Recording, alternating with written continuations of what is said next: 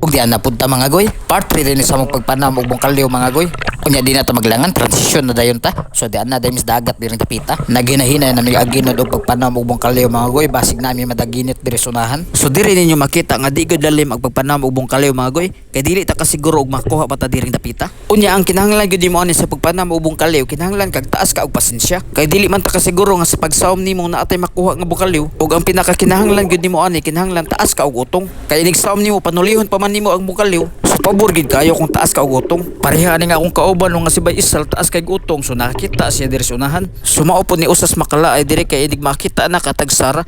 Samba na kayo kung magtapok ng mga bungkalyo. Grasya na kayo na. Pero maka-timing bukag magtapok ang bungkalyo, aperte bukag daghan ng mabaligya. Unya kay naghisgot na matag baligya, kaning bungkalyo sa mo barato ra gyud kayo. Tag 60 ra ang kilo pero apil na ang bagal pero kung bati na ay daghan na ka makaon ana.